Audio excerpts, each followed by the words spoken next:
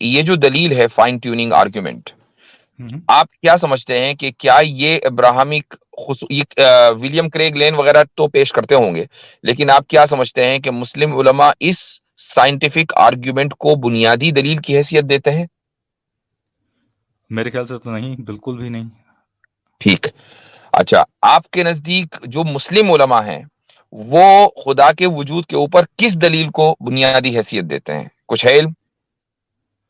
हम क्योंकि जब ये हमारी दलील बुनियादी नहीं है, यानी हम ऐसा नहीं है कि विलियम क्रेग जो बात कर रहे हैं वो गलत कर रहे हैं, मैं उसको गलत नहीं कह रहा हूं। हमारा जो दीन है वो साइंस के ऊपर रिलाय करता ही नहीं है, क्योंकि साइंस आज कुछ कहती है कल कुछ और कहेगी। आप उसके ऊपर 10 मतलब किस्म के आपकी क्रिटिसिज्म कर आवाज मुझे देंगे। नहीं आ रही है, आप बात कर रहे हैं कुछ? जी मैं बात कर रहा हूँ। अबुल आला साहब, आप कैसर भाई, अबुल मादरी कैसर साहब भाई मुझे सुन आप, पा रहे हैं? हाँ आपकी आ रही है मुफ्ती साहब। कैसर भाई आपको आ रही है मेरी आवाज? आपके यहाँ परेशानी है मेरे ख्याल से, कैसर भाई। कैसर भाई को आवाज जी, नहीं आ कैसर रही। भाई की वीडियो भी रुकी हुई है, कुछ उनके यहाँ इंटरनेट का हम्म, मसला है। नहीं वीडियो नहीं रुकी है, उनका ऑडियो का शायद प्रॉब्लम मेरे है। एंड पे कोई प्रॉब्लम हो। हम्म। अच्छा, अब सुन आपका पा रहे हैं आप? वीडियो तो आ रहा। जी जी, अब आ रही है आवाज आपकी। अच्छा जी, तो मैं ये अर्ज कर रहा था अबुल मादरी साहब कि जो आपने आर्ग्यूमेंट लिया है, खुसूसन चूंकि आप एक मुस्लिम चैनल के ऊपर आए हैं, तो ये हमारा बुनियादी आर्ग्यूमेंट है ही नहीं। हालांकि हम इसको रिजेक्ट नहीं करते हैं, लेकिन बुनियादी आर्ग्यूमेंट वो होता है कि जिसके ऊपर हमने अपना अकीदा बिल्ड किया है। कोई भी ऐसी दलील के जिसकी बुनियाद साइंस हो, वो हमारा बुनियादी आर्ग्यूमेंट कभी हो ही नहीं सकता, चूंकि ये हम साइंटिज्म को रिजेक्ट करते हैं। ठीक है, तो आपने जो आर्ग्यूमेंट पेश किया वो पेश किया जो हमारा बुनियादी नहीं है। अब आप मुझसे मैं पूछ रहा हूं कि हमारा बुनियादी आपके इल्म में कोई है आर्ग्यूमेंट? हाँ नहीं, मेरे इल्म में है, पर मैं उधर मतलब हाँ ये है, आप बताइए मेरे को। आप अगर मसलन मसलन मसलन ऑन्टोलॉजिकल आर्ग्यूमेंट है, कलाम कॉस्मोलॉजिकल आर्ग्यूमेंट है। ये दो हम ये कह सकते हैं कि अहम तरीन आर्ग्यूमेंट्स हैं अशरी क्रीड में। तो अब मुझे हाँ नहीं, बताइए कि इसमें। देखिए ये हाँ, जो कलाम कॉस्मोलॉजिकल जो है वो आया है एरिस्टोटल से। ठीक है, वो कहीं से भी आया हो, लेकिन उसको वो कलाम इसलिए कहा जाता है चूंकि उसके अंदर मॉडिफिकेशन किया गया है। वो मॉडिफिकेशन इमाम गजाली ने किया है। हाँ वो अल गजाली बिल्कुल ने आया किया है हुआ है। पहले से, लेकिन इसी वजह से उसका अल नाम गजाली कलाम से पहले, कॉस्मोलॉजिकल है क्योंकि उसके अंदर मॉडिफिकेशन मुसलमानों ने किया है। अल गजाली से पहले अलकिंडी ने किया था इसमें काम, फिर उसके ओके, बाद अल चलिए मैं गजाली कहता ने हूं किया। अलकिंदी ने किया, किसी ने भी किया होगा। Hmm. What I am trying to say कि ये दो arguments, ontological and kalam cosmological argument, Ashari की रीत के बुनियादी आर्ग्यूमेंट्स हैं। अब आप राइट। इसमें कोई प्रॉब्लम, अगर आपने इसके ऊपर तहकीक की है तो कोई पाते हैं इसमें कोई प्रॉब्लम देखते हैं? क्योंकि आपने जो मुझे मेरे आर्ग्यूमेंट दिया मे- वो मेरा है ही नहीं। ठीक है, चलिए तो इस बात पे अपन मान लें कि फाइन ट्यूनिंग आर्गुमेंट वीक है। आपके सामने भी मैंने जो दलीलें पेश की है हाँ, उसके मुताबिक। अगर मैं आर्ग्यूमेंट्स की लिस्ट बनाऊंगा और मैंने बाकायदा इसके ऊपर एक लेक्चर भी दिया है, तो फाइन ट्यूनिंग आर्ग्यूमेंट को मैंने सबसे आखिर में रखा है, ओके चलिए, ठीक है ठीक है। चूंकि उसकी बुनियाद साइंस है इसलिए। जी, ठीक है, फिर कलाम कॉस्मोलॉजिकल पे यानी यानी थोड़ा। मैं ये नहीं कह रहा हूं कि इस कायनात में फाइन ट्यूनिंग नहीं है, ये जरा मैं इसको क्लियर कर दूं, लेकिन जो फाइन ट्यूनिंग आर्ग्यूमेंट दिया जाता है उसकी बेस साइंस है। जी, अब आप कलाम कॉस्मोलॉजिकल आर्ग्यूमेंट पे आ जाएं। ठीक है, तो कलाम कॉस्मोलॉजिकल आर्गुमेंट में जो प्रॉब्लम है वो प्रेमिसेस में है उसके प्रॉब्लम। ठीक है, ओके, ठीक है। मैं आर्गुमेंट आपके सामने रख देता हूँ ताकि जी प्लीज। ऑडियंस ऑडियंस को मालूम चल जाए एग्जैक्टली। हाँ। तो आर्गुमेंट इस तरह, whatever begins to exist has a cause. ठीक है, हम्म। ये फर्स्ट प्रेमिस है। सेकंड जी। प्रेमिस इसका है, the universe began to exist. ठीक है, ओके। हम्म। तो ये दो फर्स्ट एंड सेकंड प्रेमिसेस मिलके इसका थर्ड जो कंक्लूजन आता है वो ये है कि therefore the universe has a cause. therefore the universe has a cause। जी। तो इसमें परेशानी ये है कि चलो एक बार के लिए हम मान भी लें, मैं अभी पहले उल्टा शुरू कर रहा हूँ, मान भी लें कि चलो यूनिवर्स हैड अ कॉज, हाँ, राइट। लेकिन उसमें शऊर कैसा आया है ना? हाँ, ये एक सबसे फंडामेंटल प्रॉब्लम है। अब आप तो देखिए, आपके कहने से उससे पहले पहले मैंने भी, आपका एतराज नकल कर दिया। जी। हाँ नहीं जी। मतलब वो मैं उस पे अपन बाद में आएंगे, पर उससे पहले जो जी। है वो ये है कि whatever begins to exist has a cause, hmm. Right. Hmm. ये हम कैसे मालूम करेंगे? ये अच्छा, इस प्रेमिस को कैसे आप वेरीफाई करेंगे? How would you verify this premise? इसको वाईफाई करने का सिर्फ एक ही तरीका है, और वो ये है कि इसको आप ब्रेक करें इस तरीके से कि कोई ऐसी मिसाल दें कि जिसका एग्जिस्टेंस हुआ हो और बगैर कॉज के हुआ हो। इसको साबित कर दीजिए, ये पैरामिस टूट वो जाएगा। तो वो फिर ह्यूमियन इंडक्शन के तौर पे तो वो खारिज हो जाएगा, राइट? ह्यूमियन इंडक्शन के तौर पे वो खारिज हो हाँ, जाएगा, बिल्कुल ठीक है। वो एतराज जो आप पेश कर रहे हैं, किस तरीके से? क्योंकि हाँ, क्योंकि आप ये कह रहे हैं कि हमें आज तक कोई ऐसी मिसाल नहीं मिली कि हम्म, जिसमें कोई चीज बिना कॉज के आई हो, इसलिए हम मान लेते हैं कि कोई भी चीज नहीं हो सकती, राइट? वो एक I think black sworn fallacy या ऐसा कोई आई थिंक हाँ, मतलब ये कि वो है। आर्गुमेंट ऑफ इंडक्शन है, ये ब्लैक स्वान फैलेसी बोलते हैं हाँ उसको, ठीक है। हाँ, राइट। तो ये हम्म। परेशानी वहाँ बहुत गहरी है उस इसमें, कि since you haven't exhausted all the possible worlds to see whether anything could come from मेरे भाई, आप ये समझते हैं कि जो डेविड ह्यूम का जो ये नजरिया है, ये गलत है, आप इसको गलत समझ रहे हैं, इसलिए कि अगर आपने इसको गलत माना तो डार्विनियन एवोल्यूशन का तो खात्मा है। हाँ नहीं, मैं गलत नहीं मान रहा हूँ। देखो, डार्विनियन इवोल्यूशन जो है वो एकदम लॉफ्टी क्लेम्स तो नहीं है कि ये पक्का भाई वजूद आप में ये आया देखें है। कि इल्हाद की जो बुनियाद है वो डार्विनियन एवोल्यूशन है, नहीं, इल्हाद डार्विनियन उसी पर खड़ा हुआ है। नहीं, ऐसा तो मेरे ख्याल से ऐसा तो नहीं है कि ऐसा ही इवोल्यूशन है, के इसलिए कि अलावा। आप उसको देखें, क्या नाम है उसका, रिचर्ड डॉकिंस, उसने अपनी किताब में डार्विनियन एवोल्यूशन के ऊपर तो सबसे ज्यादा जोर दिया है खुदा का इनकार करने के लिए। वो तो हाँ भाई नहीं, मैं इमामुल मलाहिदा है। अब उसकी बात भी ये आप नहीं मानेंगे तो किसकी मानेंगे? देखिए, एवोल्यूशन तो आप भी बिलीव करते हैं, मेरे ख्याल से कैसर भाई ने भी कहा है, अगर मैं मैंने गलत नहीं बोल रहा डार्विनियन हूँ तो एवोल्यूशन का नाम लिया है, एवोल्यूशन की बात नहीं हो रही है, डार्विनियन एवोल्यूशन। नहीं, और मेरे अल्फाज पे गौर कीजिए। डार्विनियन एवोल्यूशन का एक पार्ट मैं बोल रहा हूँ, आप मानते हैं, और वो है मैक्रो मेरा एवोल्यूशन, मेरा पॉइंट सॉरी, मेरा पॉइंट माइक्रो ये था कि एवोल्यूशन। अगर आपने डेविड ह्यूम के इस उसूल को रिजेक्ट कर दिया, आर्गुमेंट ऑफ इंडक्शन को, तो आपको दस्तबरदार होना पड़ेगा डार्विनियन एवोल्यूशन से। Are you ready? नहीं, मैं ये कह रहा हूँ कि आप किसी डिडक्टिव आर्गुमेंट में अगर कोई इंडक्टिव आर्गुमेंट को इंसर्ट कर रहे हैं, तो जो उसका जो डिडक्टिव जो रिजल्ट है, दैट इज इनवैलिड। समझ रहे हैं आप?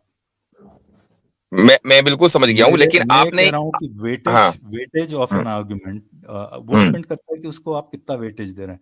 Since in a deductive argument you are using an inductive argument, inductive premise, अगर आपका वो इंडक्टिव प्रेमिस प्रूव नहीं हुआ 100%, तो इसका मतलब हम्म। आपका डिडक्शन फेल हो गया बेसिकली। चलिए, मैं आपकी इस क्रिटिसिज्म को एक्सेप्ट करके आगे चलता हूं। मान लीजिए कि कोई ऐसी चीज है कि जिसका आगाज नहीं हुआ है और हमें पता नहीं है, ठीक है? ये तो आप कहना चाह रहे हैं ना, चूंकि based on argument of induction कोई ऐसी चीज हो सकती है जो हमें पता ना हो, लेकिन it never began to exist, right? Am I clear? हाँ, हो सकता है, बिल्कुल हो है सकता ना? है। चलिए ठीक है, हमने मान लिया कि कोई ऐसी चीज है जो हमें नहीं मालूम, हो सकता है कि आगे चलकर हम डिस्कवर करें कि it never began to exist and it's part of the universe, ठीक? तो अब हम ये मानकर चल रहे हैं कि वो चीज इटर्नल है, राइट? ओके, मैं आपके साथ चल रहा हूँ अच्छा, अभी थोड़ा। ठीक है। अब अगर वो इटर्नल है, चूंकि if it never began to exist, it mean it always existed, तो वो इटर्नल है।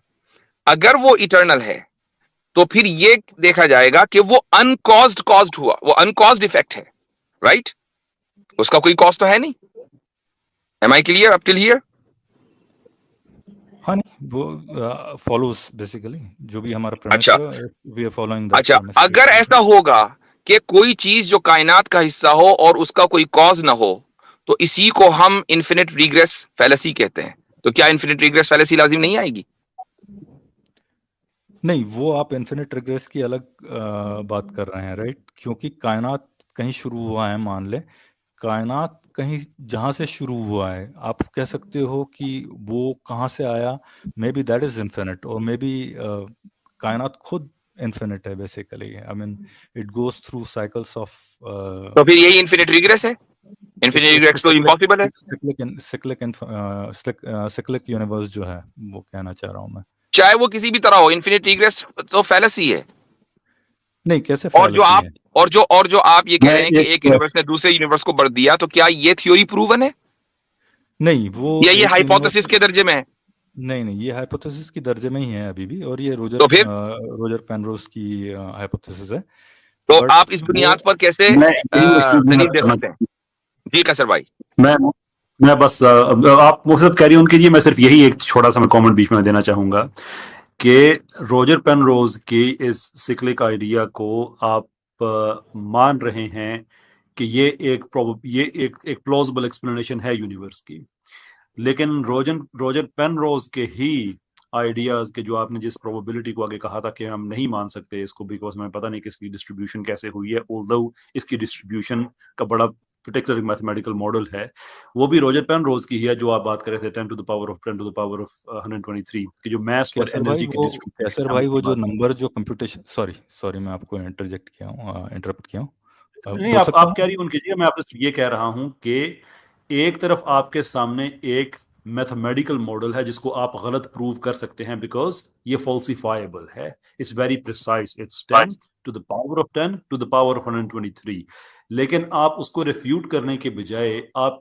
रोजर पेनरोज की दूसरा जो आइडिया है सिक्लिक कायनात का दोबारा एक साइकिल के अंदर बार बार उसका सामने आ जाना and then you call it big bounce और व्हाटएवर, वो साइंटिफिकली स्पीकिंग वेरीफाइबल भी नहीं है, फॉल्सिफाइबल भी नहीं है, तो you are tilted more towards that, जबकि दूसरी तरफ आपके सामने नंबर्स हैं जिनको आप इजीली रिफ्यूट कर सकते हैं।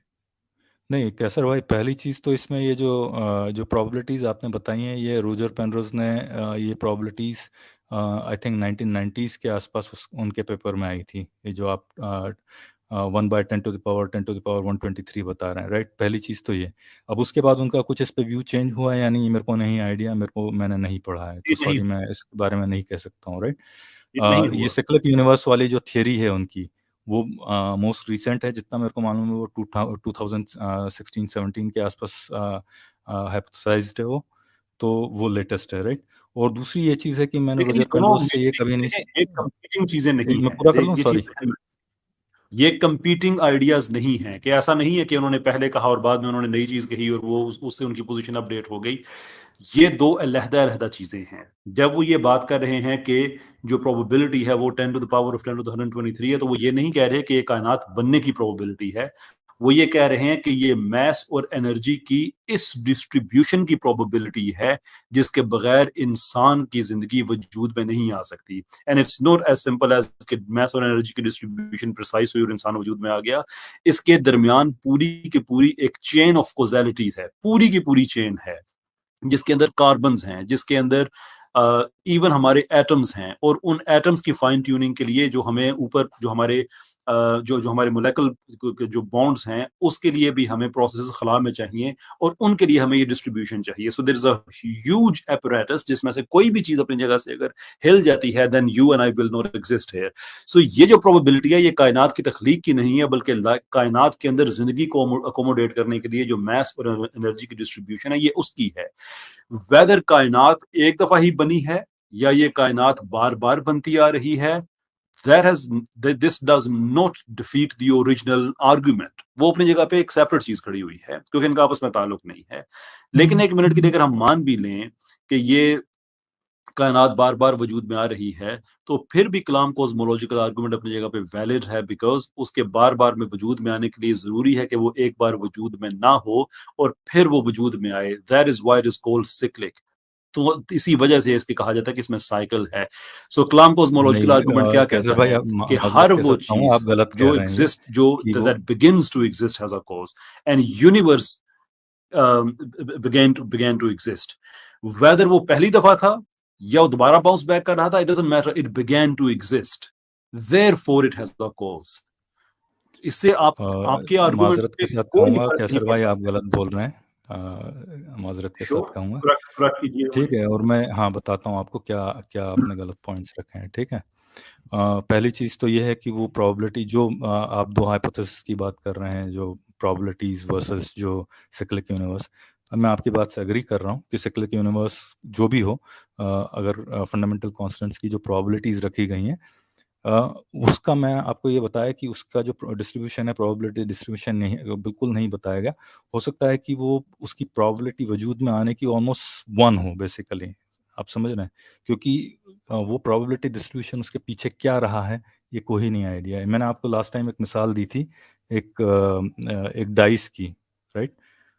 आपने एक कोई डाइस देखा, जमीन पड़ा, आपको नहीं मालूम कि ये क्या है, राइट? सिर्फ आप एक देख रहे हो उस पे 6 नंबर, आपको ये नहीं मालूम कि इसमें 6 नंबर अगर है, आपने किसी तरह देख भी लिया कि उसके आसपास 5 है, 4 है, 3, 2, 1 है, सारे नंबर से, आप ये नहीं कह सकते कि उसमें जो है 6 नंबर आने की प्रोबेबिलिटी जो है वो 1/6 है। You can not tell that unless until you have evidence, you have lifted that dice and tried it multiple times, right? हमारे पास एक ही यूनिवर्स है, वजूद में आया हुआ एक ही यूनिवर्स है जिसको हम देख रहे हैं, राइट? पर तो ये ये बात मेरा दोबारा कहना से है उसमें। कहिएगा, अगर मैं आपकी बात में want to steel man your argument, क्या आप ये कह रहे हैं कि एक डाइस है जिसके ऊपर 1 से 6 हर साइड पे उसके नंबर लिखे हुए हैं, सो किसी साइड पे 1, किसी पे 2, किसी पे 3, तो हम ये नहीं कह सकते कि उसके अगर आप उसके रैंडमली रोल करते हैं तो उसके नहीं हमें नहीं, नहीं मैं नहीं पता कह कि रहा हूँ, उसके चांसेस 1 मैं आने नहीं के कह रहा 1 हूँ, इन सॉरी 6। सॉरी सॉरी, मैं ये नहीं कह रहा हूँ। मैं कह रहा हूँ आप रास्ते पे जा रहे हैं, मान लें आप बीच पे जा रहे हैं किसी, राइट? आप बीच पे जा रहे हैं, आपको एक रेत के अंदर एक रेत के ऊपर एक डाइस दिख रहा है, राइट? उसका आपको ओके। सिर्फ एक फेस नजर आ रहा है, 6। आपने उसको तहकीक किया, आप उसको टच नहीं कर सकते हैं बस, लेकिन आपने तहकीक किया कि seems appears like a dice, so it has number 5 around 6, 4, 5, 3, 4, 5 whatever, right? 3, 2, 1, ये सारे नंबर्स आपको दिख रहे हैं। अब आप उस डाइस को ना उठा सकते हैं ना कुछ कर सकते हैं, but you can't assume at that point कि इस डाइस में हर नंबर के आने की प्रोबेबिलिटी 1/6 है। You just can't assume that, right? Because you आपने उस डाइस को रोल नहीं किया है एक भी बार। अनलेस अंटिल यू रोल बिल्कुल। That dice few number of times, you won't be able to ascertain the probabilities. ये मेरा कहने का मतलब है इसका। श्योर। और अबुल मारी साहब, ये पहली दफा हम ये आर्गुमेंट नहीं सुन रहे हैं, एंड आई सस्पेक्ट कि आखिरी बार भी नहीं सुनेंगे, but there is a critical flaw into that. और वो ये है कि अगर आप रैंडमली किसी गली में जा रहे हैं, रास्ते में जा रहे हैं और एक डाइस आपको मिला और आप कह सकते हैं कि व्हाट इज द प्रोबेबिलिटी कि ऐसा ही हो, और वी डोंट नो कि इसकी प्रोबेबिलिटी ऐसी ही हो, उसकी प्रोबेबिलिटी क्या हो कि वो नंबर आ जाए जो आपको सामने नजर आ रहा है। But the problem with this argument is कि वो एक बेमानी चीज है जिसका कोई मकसद नहीं है। इफ यू से कि कायनात ऐसी है कि इसका कोई मकसद नहीं है, इफ यू से कि कायनात के अंदर जो डिस्ट्रीब्यूशंस हैं मैस और एनर्जी की वो ऐसी हैं कि उससे उसका ये एक मकसद ये नहीं है कि उससे इंसान की ज़िंदगी वजूद में आ सके, या एटलीस्ट उसका ये एक रिजल्ट नहीं है, तो फिर एक डिफरेंट आर्गुमेंट हो जाता है। लेकिन प्रॉब्लम ये है कि आप एक लायानी चीज़, बेमानी चीज़ जिसका कोई मकसद नहीं है, उससे एक एग्ज़ाम्पल डिराइव करके आप उसको अप्लाई करना चाह रहे हैं एक ऐसी चीज़ पे जो कि अपने अंदर डिज़ाइन भी रखती है और मकसद भी रखता है। So why not have a better example कि कोई आप एक ऐसी चीज़ देखें कि जिसका आपको मकसद पता है। हाउ अबाउट अ चेयर, कैसर एक भाई, एक मिनट कुर्सी। इंटरजेक्ट ये करूंगा आपको, हाँ? मैं अगर अपनी बात पूरी कर लूँ कि अगर आप एक रास्ते में जा रहे हैं और आपको एक कुर्सी नज़र आए and you think you know what, I don't no कि ये कुर्सी रैंडमली क्या हवा चली होगी दरख्तों की और टहनियाँ खुद ही टूट-फूट के यहाँ पे आके आ गई होंगी, एट समहाउ कीलें भी पता नहीं कैसे वजूद में आ गई होंगी। God is not needed, an engineer is not needed, एक बढ़ई कारपेंटर की ज़रूरत नहीं है। तो व्हाट आर द चांसेस कि ये इसके पीछे कोई क्रिएटर होगा? वुड यू थिंक दैट, और would you think you know बड़ी केयरफुली क्राफ्टेड चीज़ that it has to have a designer, and you know this because you know that chair has a purpose, just like the universe does. कैसर भाई, इसमें आपकी argument में flaws हैं, मैं बताता हूँ आपको। अब मैं 2 मिनट ले लूँ? मैं एक चीज मेरा जो आर्ग्यूमेंट पीछे रह गया था, मैं जरा सा उसको भी उस पर भी बात करना चाहूंगा। वो बीच में बात रह गई थी और बात काफी दूर निकल जाएगी। वो जो इन्होंने कलाम कॉस्मोलॉजिकल आर्ग्यूमेंट के ऊपर ऑब्जेक्शन किया था, तो वहां असल में बात रुक गई थी मैं और मैं इसके उसका बारे में जवाब देना चाह रहा था। जी, तो और बात चूंकि निकली है जी जी, कैसर तो आप भाई आप ने भी कैरी उसी ऑन। से मिलती जुलती जी कैसर भाई ने भी चूंकि उसी से मिलती जुलती बात की है कि चेयर खुद से नहीं बनी, कोई ना कोई बनाने वाला होगा, उसका कोई उसकी उसकी पॉसिबिलिटी ज्यादा है। तो इसलिए मैंने यहाँ सोचा कि मैं उसको कैरी ऑन करूं डिस्कशन को। वो ये है कि मैं आपने मुझसे ये कहा कि भाई आर्गुमेंट ऑफ इंडक्शन नहीं हो सकता है कि कोई ऐसी चीज हो जो हमें पता ना हो लेकिन वो इटर्नल हो। तो मेरा आपसे उसके बारे में सवाल ये है कि वो जो चीज है जिसको आप इटर्नल मान के चल रहे हैं और जिसको अभी तक हम अभी डिस्कवर नहीं कर पाए हैं, क्या उसका चले कोई कॉज तो नहीं है, लेकिन क्या वो किसी दूसरे का कॉज बन सकती है? हाँ, क्यों नहीं? अच्छा ठीक है। अच्छा, उसमें शऊर होगा या वो बेशऊर होगी? बेशऊर हो सकता है, शऊर बेशऊर। हो सकता हो बेशऊर हो। इस वक्त हम कुछ भी नहीं कह सकते हैं। ठीक है।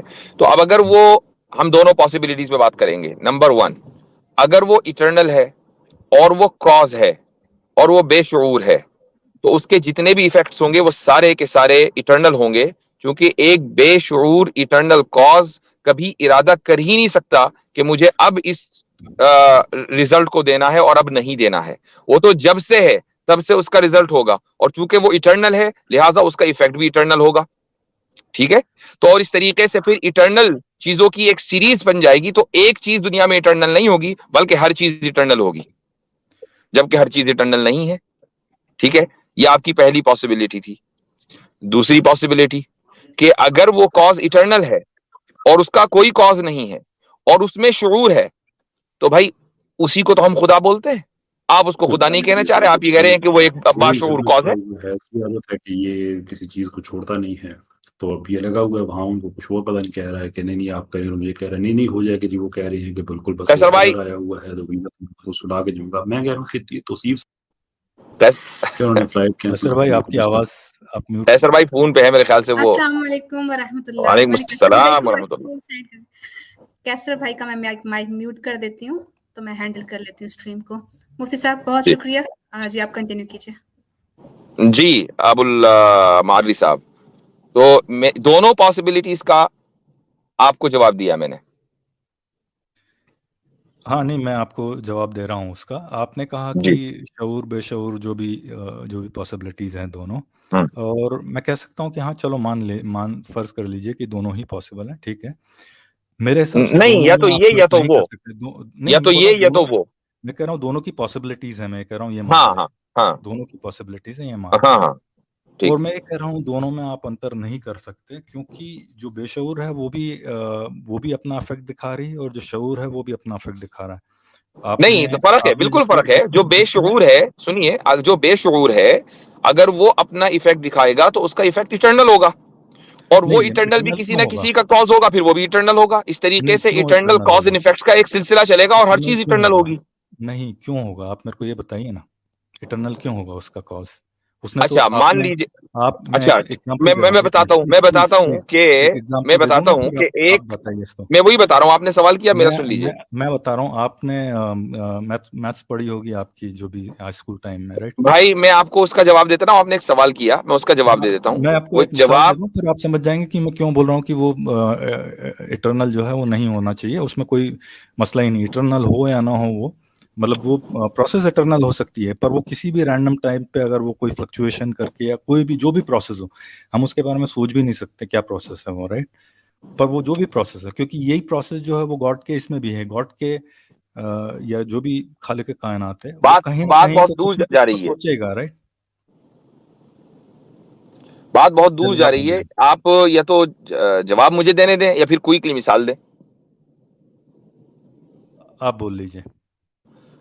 मैंने ये कहा कि अगर कॉज इटर्नल होगा तो इफेक्ट भी इटर्नल होगा, और ये उस सूरत में है जबकि कॉज में शुऊर ना हो।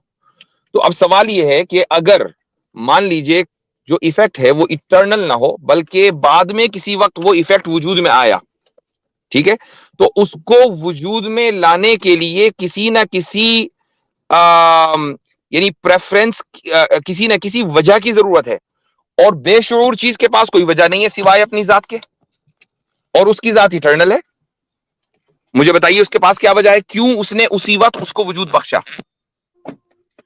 नहीं मालूम ना, जैसे यूनिवर्स का हमें नहीं मालूम कि रैपिड एक्सपेंशन कैसे हुआ, अब उसके बारे में हमें आइडिया नहीं है, तो यही चीज यहाँ वो पे भी आइडिया वही इसलिए स्कीम नहीं लागू है, है। वो आइडिया इसलिए नहीं है क्योंकि ये पॉसिबल नहीं है। एक सिंपल सी, यानी एक बिल्कुल पॉसिबल है। किसी को भी, एक आम आदमी को भी ये मिसाल समझ में आ सकती है कि हम थोड़ी देर के लिए सूरज को अगर इटर्नल मान लें तो सूरज की रोशनी भी इटर्नल होगी, और अगर सूरज की रोशनी इटर्नल नहीं है तो हमें यह कहना पड़ेगा कि सूरज नहीं ने टाइम में आपका किसी वक्त जाकर, एग्जांपल बहुत सुन फ्लॉड है, लीजिए, बहुत सुन ज्यादा लीजिए, फ्लॉड है एग्जांपल, मैं बता सुन रहा लीजिए, हूँ। मैंने सिर्फ एग्जांपल दी है for the sake of argument नहीं कि सूरज तो अगर, इटर्निटी हो ही नहीं सकता, वो तो जल के खत्म हो मैं, जाएगा ना। मेरे ख्याल से आप मुझे बोलने देंगे तो बात होगी, वरना फिर बहुत मुश्किल हो जाएगा। तो अगर मैंने सिर्फ हाइपोथेटिकली कहा है कि अगर सूरज को हम इटर्नल मान रहे हैं तो उसकी जो रोशनी है, जो उसका इफेक्ट है, वो भी इटर्नल होगा।